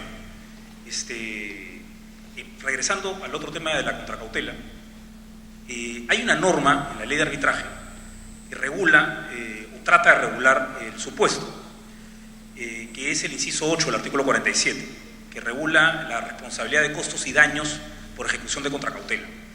Si bien no es una norma que nos da todas las luces o nos da todas las qué cosa es lo que se debe hacer, sí nos pone ciertos parámetros o reglas básicas y algunos destellos de luz en este tema. En primer lugar, nos resuelve el problema de quién es el competente. O sea, si es el Poder Judicial o el Tribunal Arbitral quien debe ver el tema de ejecución de contracautela. Y de acuerdo a la norma, debería ser el Tribunal Arbitral. Es el Tribunal Arbitral el competente para entender daños que ocasione la ejecución de una cautelar. Lo segundo que resuelve por lo menos la norma es hasta en qué momento. Y lo que dice la norma es en cualquier momento hasta durante las actuaciones arbitrales, es decir, en cualquier momento del proceso arbitral hasta la expedición del laudo. Entonces, no es un problema de ejecución del laudo. Entonces, ahora, ¿qué pasa? Lo que no te dice la norma es si esto tiene que estar incluido como una pretensión de la demanda arbitral o no. En mi opinión no debería estar como una pretensión de la demanda arbitral porque, por la simple razón que podría la cautelar dictarse después de presentada o solicitarse después de presentar la demanda arbitral. O sea, si hay una medida cautelar y esta medida cautelar ocasiona su ejecución daños a la contraparte y el demandante pierde el proceso, puede la parte que afectada con la cautelar pedirle al tribunal arbitral antes de la expedición del laudo que resuelva el problema, que fije daños y se establecerá esa controversia como un tema a resolver. Sobre ese tema, pero si lo que tú estás diciendo es que el tribunal tiene que pronunciarse así nadie lo haya pedido expresamente. Eso es lo que quiero entender. Lo que yo sostengo es que si une las partes lo solicita, se lo va a solicitar. El tema es, no necesariamente se lo va a solicitar en la demanda como una pretensión de la demanda, pero tiene que solicitarlo al tribunal antes que el laudo. Porque luego el laudado, el tema terminó la función de resolver controversias del tribunal arbitral y la controversia de daño, que es una controversia, del daño ocasionado por la contracautela, estaría fuera de la competencia del tribunal. Eso querría decir, en tu opinión, que tienes que plantearlo, porque si ya se da el laudo se te pasa la misa de una, o si se te aprobó el laudo tenés que estar por judicial. Yo creo que debería tener el efecto como que si el tribunal arbitral deja de resolver una de las pretensiones de la demanda y ninguna de las partes le pide la aclaración o la integración del laudo. O sea, se pasó la misa de una. Y eso significaría que durante el arbitraje tendrás que incluir dentro de tu actuación probatoria la actuación probatoria que acredite los daños que causó la cautelar.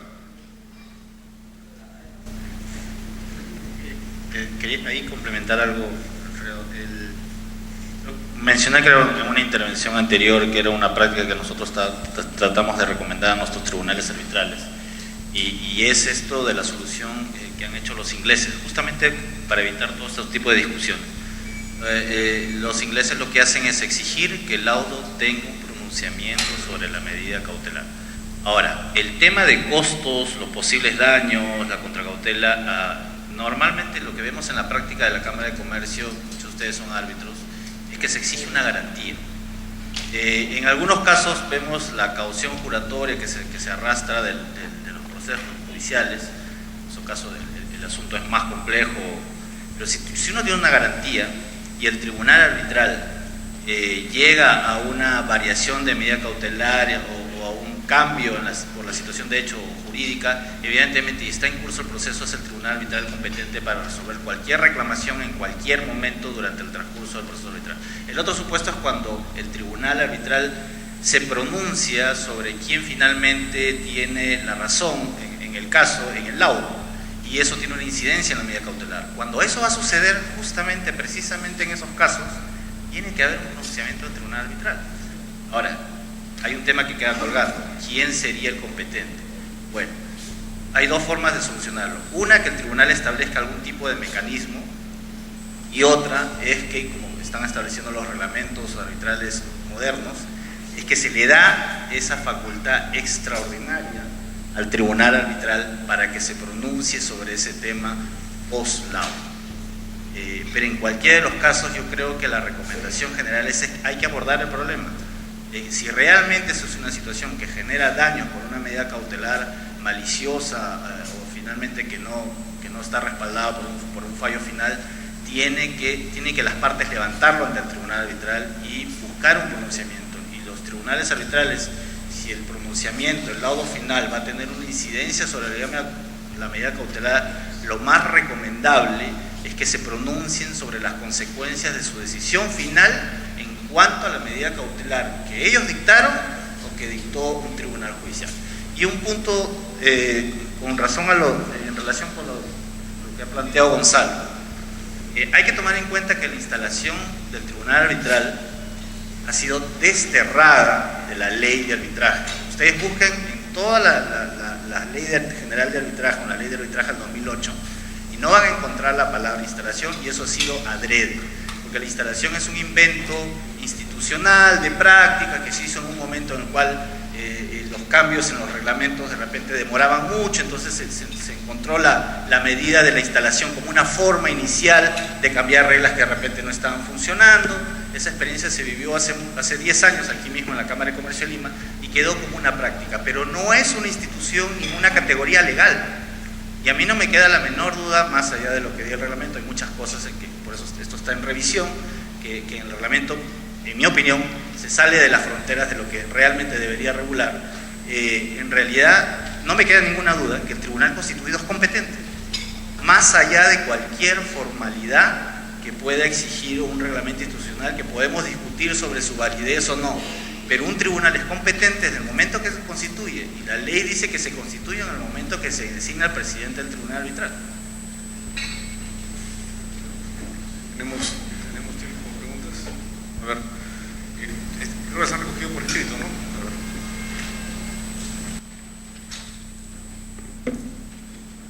ver. Eterna en el arbitraje, ¿no? La jurisprudencia arbitral genera predictibilidad. Este conflicto entre la confidencialidad de los laudos y la necesidad de tener criterios conocidos respecto a cómo se resuelven las controversias, ¿es realmente un conflicto? ¿Es realmente un problema?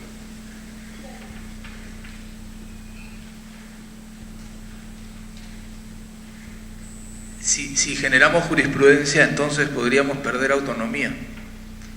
Entonces, yo creo que ahí hay una discusión interesante también, pero creo yo que en la medida en que uno puede elegir a sus árbitros y la calidad que él tenga, uno podría elegir para un mismo conflicto o aparentemente para un mismo conflicto a un economista y a un abogado, y la respuesta naturalmente va a ser distinta. Fácilmente, si tenemos un problema de indemnización de daños y perjuicios y lo evalúa un abogado, la respuesta va a ser distinta que si le evalúa un economista o un ingeniero. Entonces, es bien difícil que se pueda generar una jurisprudencia estable, si quieren verlo de algún modo. Ahora, aunque de alguna manera OCE está tratando de hacer eso, ¿no? Al colgar los laudos y al evaluarlos, está tratando de alguna manera de hacerlo. Yo no creo que sea lo más válido, sobre todo porque creo que entonces si estamos amarrados a la jurisprudencia, estamos amarrados también a tomar decisiones, lo que diga el precedente, y creo que no es el espíritu del arbitraje, ¿no? En la misma línea de Manuel Diego, yo creo que hay que diferenciar además tipos de arbitraje o clasificación del arbitraje. Los laudos SEADI, por ejemplo, están colgados, sirven de discusión académica, pero evidentemente hay criterios contrapuestos para los mismos temas. Entonces, en el caso del arbitraje privado, el origen es diferente. En muchísimos casos, las partes desean que se mantenga una confidencialidad y una reserva. Entonces, creo que también hay que tener cuidado en generalizar este tipo de conceptos y decir, bueno, todos los laudos deberían ser materia de una apertura general, como funciona en el caso peruano para los casos de arbitraje con el Estado, OCE, etc. Creo que en el caso del arbitraje privado el origen es diferente, la intencionalidad de las partes es otra, y creo que por ahí no debe ir la respuesta. A ver, acá un ejercicio rápido del panel. Si designas un árbitro, una de las partes designa un árbitro o una persona que tiene más de 20 denuncias penales, algunas incluso declaradas fundadas. Esa podría ser una causal. Estoy simplificando la pregunta porque tiene mucho más datos. Debe referir a un caso particular, pero digamos, ¿puedes recusar a alguien porque tiene muchas acciones penales en su contra o porque ha sido condenado penalmente?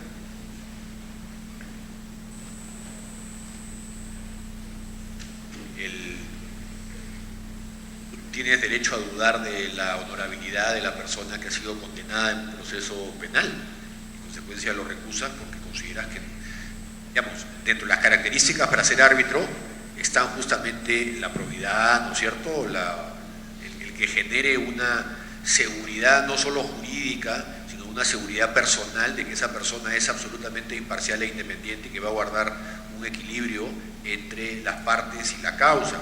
Si tengo de por medio un árbitro que tiene una condena penal, tengo todo el derecho, creo yo, de dudar de su honorabilidad y de juzgar que podría no ser imparcial e independiente. Evidentemente, como dije hace un rato, esto requiere mucha prudencia y casuística. No todos los casos son similares, habría que especificar además qué tipo de condena es, ¿no? Si es una persona que ha sido condenada pues, por un delito de apropiación ilícita o de cohecho. Creo que es una pregunta que hay que analizarla casuísticamente también, ¿no? Pero en principio, de manera general, yo creo que existiría el mismo derecho de una de las partes a considerar que esa persona no es la adecuada para conocer ese tipo de arbitraje. No sé si los demás coinciden o no, pero... Yo no estoy tan seguro, ¿eh? Yo creo, sí, claro, habría que ver el tipo penal, ¿no? El tipo penal y qué vinculación puede tener. A ver, acá otra pregunta. A ver, si yo declaro 8 arbitrajes con la misma parte, pero en realidad eran 9, se olvidó uno. Dicho ese paso, uno de los grandes problemas que hay en las declaraciones hoy día es cómo guardas un registro que te permita hacer las declaraciones. Les digo que es realmente, yo tengo un estudio relativamente pequeño y es un dolor de cabeza, no quiero imaginar lo que ocurre en un estudio grande. Los estudios internacionales tienen sistemas muy sofisticados para identificar los conflictos de intereses. Pero bueno, se le pasó un arbitraje. Si no lo declaró y la otra parte lo recusa por haber omitido uno de los 9 arbitrajes, ¿debe ser recusado? Yo creo que como regla general uno no hace la diferencia. El problema es por qué se olvidó de ese arbitraje. Si ese arbitraje tiene un contenido particular, hay un vínculo especial, yo creo que habría que analizar el caso. Pero si es un caso más de los 7 u 8 que reveló antes y por alguna razón dejó de revelarlo, en principio yo no vería ningún problema. Y además hay que ver el tema de que la regla general internacional es que no hay apariencia de parcialidad por el hecho de una falta de revelación o una revelación defectuosa. En realidad, la tendencia internacional hoy en día es si realmente lo que dejé de revelar genera una causal o un conflicto de interés. Si lo que dejé de revelar no genera ningún conflicto de interés, ninguna causal de recusación, que lo haya revelado realmente no tiene mayor consecuencia. El problema es si lo que dejé de revelar sí es algo que puede generar un conflicto de interés. Terminamos porque ya estamos justo con el tiempo. En realidad voy a cambiar un poco la pregunta, porque la pregunta es un poco exagerada. Dice, si declaro más de 70 arbitrajes con la misma parte, ¿me pueden recusar? Bueno, yo creo que si tengo 70 arbitrajes no debería aceptar el arbitraje. Yo creo que ya está bien, anda a buscar a otro que te designe. Pero, veamos, en realidad quiero generar la pregunta, ¿cuál es el número? Ya sé que es muy difícil porque es casuístico, pero no voy a decir el número que te debería recusar, pero sí el número en el cual tú deberías comenzar a pensar, no, ya he tenido demasiados arbitrajes con esta parte y es mejor que me inhiba, porque si no, efectivamente, no solamente debería inhibir porque ya siento que tengo un conflicto, lo estoy debiendo demasiadas designaciones. Son 5, son 10. Evidentemente no sabemos si va a declarar la recusación, pero por lo menos números que nos indiquen. Creo que todos coincidiríamos que 2 o 3 no es. 5, 10. Si tú calculas una empresa que tiene recurrentemente arbitrajes y te designa 2 por año y tienes el deber de declaración de los 5 años atrás, estás hablando de 10 arbitrajes. Ahora, el número mágico es 2 por año. O sea, te designan 2 por año. Y eso, ¿por qué no 1 o 3? Nuevamente, es bien relativo. El árbitro debe generar una absoluta convicción a las partes de su imparcialidad e independencia. Ese es el mensaje. Entonces, he visto, por ejemplo, lo voy a mencionar, es una persona ya fallecida y es una persona de renombre que ha escrito muchísimo, el doctor Manuel de la Puente. Yo me acuerdo que el doctor Manuel de la Puente en un arbitraje declaró que había estado un número importante de arbitrajes y la parte que había solicitado la información, porque no se atrevió a recusarlo, aceptó por supuesto la participación del doctor de la Puente, pero sin duda. Entonces, ¿cuál es el número mágico en los arbitrajes? No hay establecerlo, lo que se debe generar es, repito, esta convicción de que efectivamente el árbitro no actúa como abogado de parte, es una persona que incluso se dan casos en donde hay un número importante de arbitrajes que están conectados. Alguien me contaba, no sé si Roger en la Cámara, hubieron 6 o 7 arbitrajes que estaban vinculados al mismo contrato de una persona jurídica que brindaba el mismo servicio en diversas provincias del Perú. Entonces había surgido un conflicto con diversas personas, con el mismo demandado, pero con demandantes diferentes que estaban discutiendo el mismo tema en diversos lugares del Perú. Uno en Piura, uno en Trujillo, uno en Chiclayo. Entonces eran 7 u 8 arbitrajes simultáneos y era el mismo tribunal o el mismo árbitro, no estoy seguro, que había sido designado por una de las partes. Entonces creo que en realidad no hay un número mágico para establecer si debe ser recusado el número 7 o el número 17.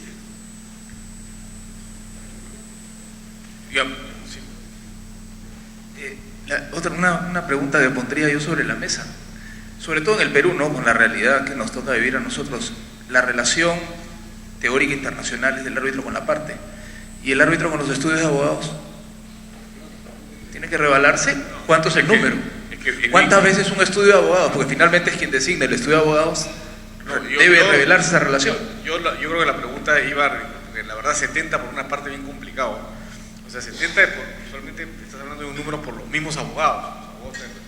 Eres el caserito del estudio como árbitro. Entonces yo creo que a eso es a lo que se refiere. Yo creo que ahí viene, yo creo que está ahí claramente incluido. Yo sí he escuchado a un árbitro haber contestado una recusación diciendo que las reglas de la IVA no se aplicaban porque en el Perú quien designa es la parte y no los abogados. En todas las partes del mundo lo designa la parte de los abogados. El problema es la relación que existe entre los abogados de la parte y el designado, sí, sin duda. Y digamos, yo creo que lo otro importante es una regla que yo siempre recomiendo seguir, es Yo usualmente cuando me recusan, así no haya ningún fundamento en la recusación, suelo renunciar. Yo creo que las arbitrajes, las partes deben sentirse cómodas. La única razón que creo, evidentemente es algo bastante personal, por la que creo que uno no debe renunciar, es porque sienta que la recusación es de mala fe. Es una recusación hecha para obstruir, para molestar, para fastidiar el arbitraje. Pero creo que las partes, justamente por el arbitraje, deberían sentirse todas cómodas. Sé que mucha gente discrepa con lo que yo digo, pero me da la impresión que es una regla sana en términos de evitar arrancar el arbitraje con mal pie, que estés recusado y tú ya te quieres quedar ahí sentado y vas a seguir sentado, vas a tener que aguantar la parte del arbitraje. Mal que bien, después si las cosas se compongan, yo creo que lo mejor que el arbitraje comience dentro de lo que es posible en paz. Bueno, les quiero agradecer al compañero del panel, les pido que nos acompañen con un aplauso para agradecerles su participación.